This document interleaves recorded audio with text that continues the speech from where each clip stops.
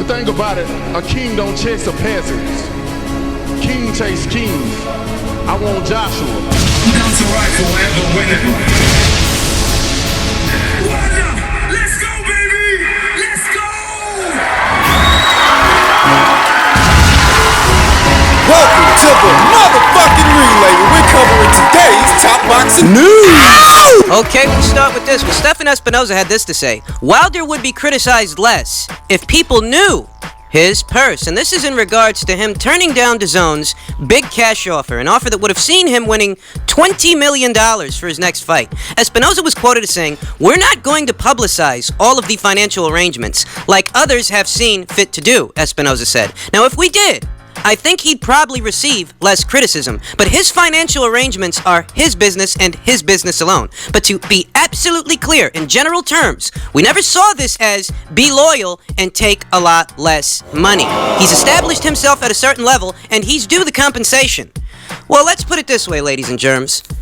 Have Team Deontay Wilder exercised any kind of discretion at all since negotiations first started in April of last year? No. Was Deontay Wilder himself exercising discretion when he himself took to social media and publicized that he is sending Anthony Joshua a $50 million offer, which turned out to be little more than an email? But was he exercising discretion when he did that? Doesn't look like it. So all of a sudden, you guys want to put a gag order on things. All of a sudden, you guys are opting for discretion. And it's likely because whatever you're offering Deontay Wilder, it's not to the tune of $100 million. You understand? That's what DAZN offered him. It's not as simple as, oh, well, DAZN offered him $20 million to fight Wilder-Brazeale, so we're going to try to match that offer. No, that's not all that they offered him. They offered him $100 million that would have seen him fighting Brazeale, who he was going to fight anyway, but making a substantial amount of money for doing so. But at the same time, that would have allowed him to walk directly into the Anthony Joshua fight.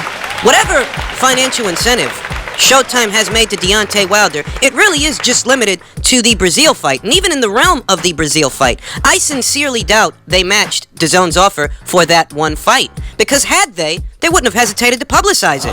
Showtime didn't hesitate to publicize the big cash guarantee they made to Floyd Mayweather all those years ago when he entered into a multi-fight agreement with them. They didn't hesitate to publicize that. So why are you hesitating to publicize this? I'll tell you why. Because whatever they've given Deontay Wilder, whether it's a cool $10 million or maybe even something to the tune of $15, it's probably still less than what DAZN offered him to fight Brazeale on their platform. And if people knew that this guy is willfully taking less money, taking a smaller offer, they'd ask themselves why. They would be forced to try to make sense out of it. Like, why would you take less money? Not only is DAZN offering you more money for the same fight, but you'd get to fight Anthony Joshua. And there, my friends, is your answer. Maybe he doesn't want to fight Anthony Joshua. Have you ever thought of that?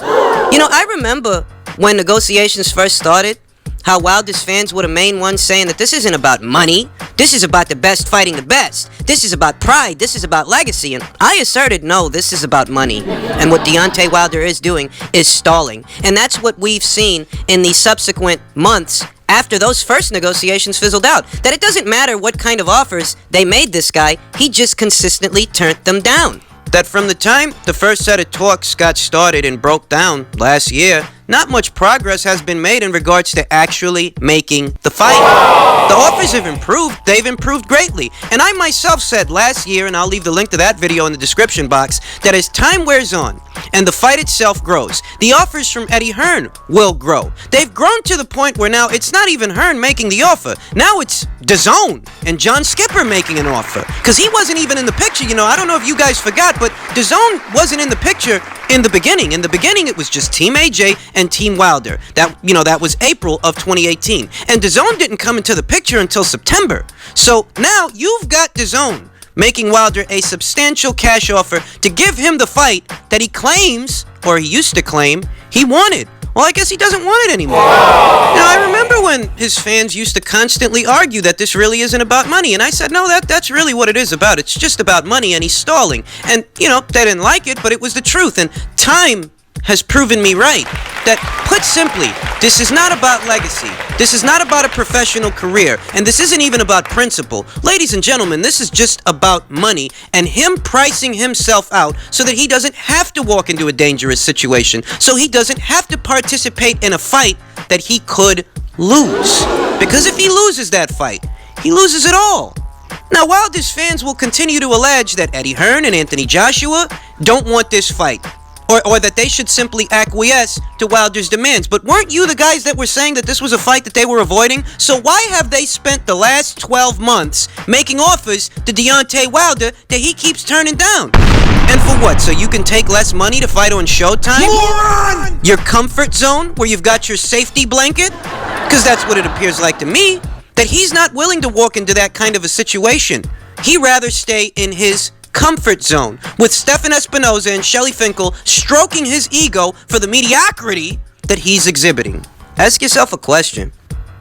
How long did it take for Deontay Wilder to shoot down this offer? How long? I mean, it didn't take very long, did it? From the moment the offer was made to the moment the offer was declined and rejected, that was only a matter of days. And what that indicates to me is when they walked into those offices and had that meeting with John Skipper and all the members of Wilder's team, Lou DiBella, Shelly Finkel, Al Heyman, when they walked in there, they didn't walk in there with the idea that, we're going to consider what they have to say. They walked in there to save face. That's what they walked in there to do. They walked in there so that they wouldn't look bad if people found out that, look, DAZN's offering you this amount of money. Do you want to fight or do you not want to fight? They walked in there to save face because if they outright shot the offer without at least sitting down with John Skipper, that would effectively communicate that, look, regardless of what you say on social media, you motherfuckers don't want that fight. The only way you're willing to risk Wilder's belt is if you get an offer that is simply too good to be true. And if those are the kind of circumstances, if those are the only circumstances that you're willing to fight, if those are the only circumstances that you're willing to unify, that, my friends, communicates fear. Say Wilder would have wised the fuck up and he would have took the offer. He goes over there, fight gets made. Showtime's not seeing any money out of that. And while Deontay Wilder may not have a formal agreement with Showtime, a contractual agreement, guess who does? Al Heyman. Al Heyman has an agreement, a 3-year extended deal with Showtime. So he's going to make sure that he keeps his chickens in order. He's going to convince his guy, look, there's more money on a pay-per-view, okay? They're offering you a flat rate. They're offering you $80 million. Well, what if you could make $90 or $100 million off of those two fights? That's what Heyman's telling this guy. He's making him the same promise that every PBC fighter with a twinkle in his eye has been made. That, look at what I did for Mayweather. You're not Mayweather. Look how many pay-per-views Mayweather participated in at the time that he had 41 professional fights. You're not Floyd Mayweather. None of those guys are. You're turning down guaranteed money for what you could make, maybe, if enough people buy your fight. But given the number of fights that are illegally streamed, pay-per-view fights that are illegally streamed, I mean, it's not even limited to pay-per-views, you understand. There are illegal streams for fights that are on cable networks for the people out there that don't have cable. Okay, so there's no limit to how many people are willing to steal a fight. And you're turning guaranteed money to gamble in that market. Understand that more people are streaming fights these days than any era in the past, okay? So it's not a guarantee that you'll sell enough pay-per-views to match or surpass what DAZN's offering you. It's not a guarantee, but Heyman's got to tell you that tall tale so that he can keep you in line. Keep you in line so that you can keep fighting on Showtime, who he has an extended agreement with. That's what's going on. They like to say that what Wilder is doing is gambling on himself. In some ways, yes, it's a gamble because you could lose to someone else. You keep denying this massive payday. You keep putting it on the back burner. You keep pushing it to the side. Somebody could come along and beat you. So in that realm, there is a bit of a gamble there. But at the same time, he's taking the lesser gamble because he's not willing to take the bigger gamble. The bigger gamble is what is on the other side of an Anthony Joshua fight. What if you go in there and you beat this guy? You become the king. You become the A-side. You become the undisputed champion. And anybody who's anybody that ends up climbing those ranks and gets a name for themselves, they will have to go through you. That's what's on the other side of that. But that's not how Wilder or his team see it. They don't see an other side to an Anthony Joshua fight. They see that fight as being the end. And that's why they're stressing so much over what he should get paid for that one engagement as if he plans on retiring thereafter.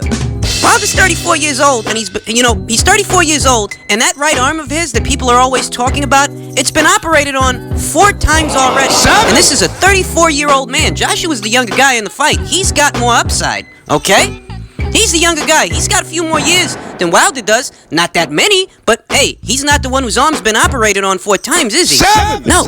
Wilder don't have all the time in the world to keep stalling and keep putting this fight on the back burner. And I'm telling you, you guys think I'm saying it to piss you off, but I'm telling you, it could backfire.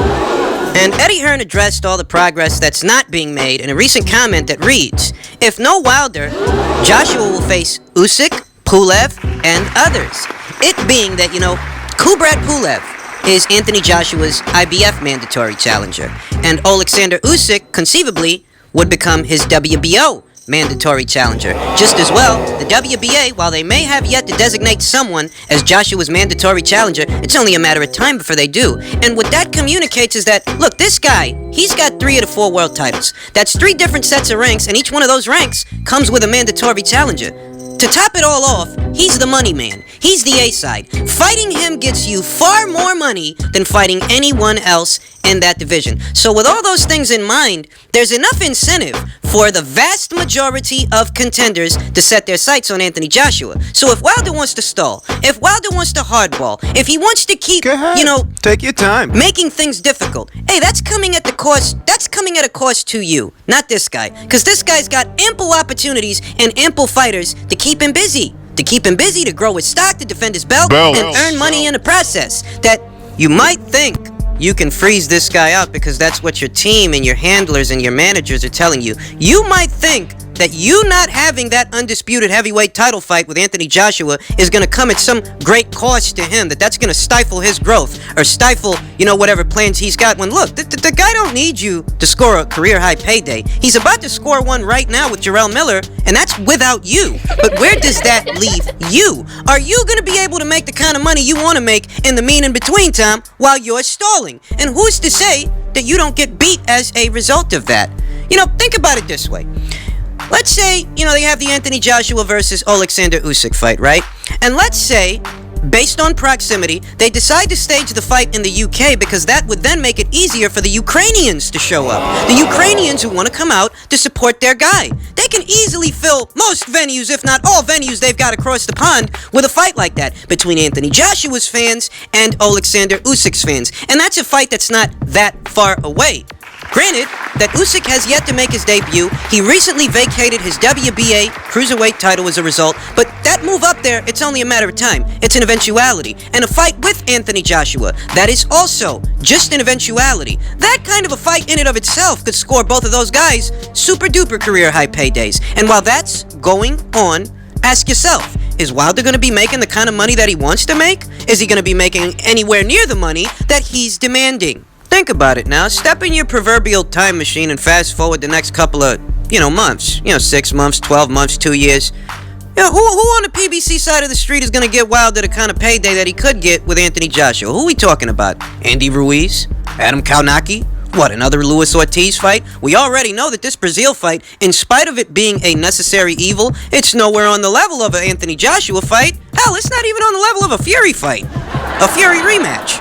That guy was your only alternative, Fury. And Fury doesn't seem too interested in you now either because he's of the opinion that he beat you. And there are a lot of people out there that agree with him. So what if Fury says, Wilder's not important altogether? I beat this guy. Regardless of what the judges said, I fucking beat that guy, okay? Now, my record doesn't have a loss on it, so I have nothing to avenge. They might have took the victory from me, but I don't actually have a loss in the column on my record. So what I'm gonna do now, hypothetically speaking, of course, but what if Fury decides to set his sight on Anthony Joshua? Like, I've already fought Wilder, and there's a lot of people that feel that I beat Wilder, and I feel that I beat Wilder. So now I want the big fish. I want the real guy in the weight class. I want the money fight. I want the money fight that Wilder is turning his back on. Ladies and gentlemen, that is just as much a possibility as anything else. If it happens that way, where does that leave Wilder?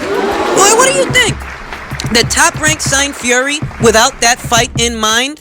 Do you think it's a coincidence that now Bob Arum is telling Anthony Joshua, hey, you should come over here to Top Rank. You should come over here to ESPN. Nobody has DAZN. Do you think that it's a coincidence that now Bob Arum is saying these things? You don't think that he signed Tyson Fury with an Anthony Joshua fight in mind? Seriously. Before Top Rank struck that deal with Tyson Fury, you didn't see Bob Arum attacking either Eddie Hearn or DAZN or making comments about where Anthony Joshua should fight. But now after the fact, all of a sudden, he's going on the attack.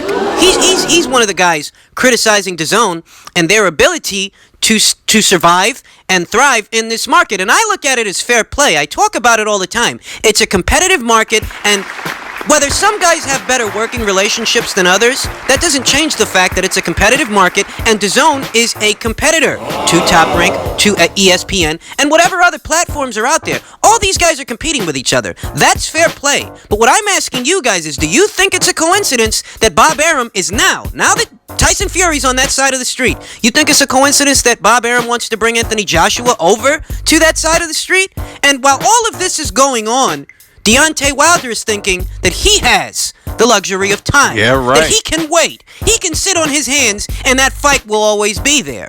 So let's hypothesize. What if somehow, some way, Joshua and Fury end up fighting? Let's say Joshua ends up beating Fury where Wilder didn't. Or let's say Fury ends up beating Joshua where Wilder didn't. Where does that leave him? And this is the guy that thinks he's got the luxury of time. And what's worse about the entire situation is that you can't rely on fan demand in this situation to push the envelope enough that the fight gets made. Because Wilder's fans are actually enabling his delusions of grandeur by citing minutia like an ESPN periodical that was recently published that cited that his popularity is on the rise. That's good. That is good that his profile is being raised and that more people are becoming aware of him. But unless that awareness results in revenue, it really doesn't mean much. It's tantamount to being Instagram famous. Oh yeah, all these people might know who you are. Maybe they do. But maybe all of them know who you are and they don't like you. There's that. And then there's the fact that, okay, they know who you are, but are they willing to pay to see you fight? Because that's what it's all about. You're trying to get popular enough to where people will pay to see you fight. So if your popularity doesn't equal dollars, then it doesn't matter. Wilder wants to be on equal footing with Anthony Joshua, and it's absolutely ridiculous. This guy already generates more revenue than you do by a wide margin. And he's already holding more world titles than you do by a wide margin. Would you expect any guy in that situation, holding more world titles and generating more money, to give up 50% to some guy just because he fucking asked for it? Would you expect anybody else to do that? Odds are you wouldn't. So why are you clowns expecting Anthony Joshua to do that for Wilder? If he thinks he's got the luxury of time, fuck it. Let him wait.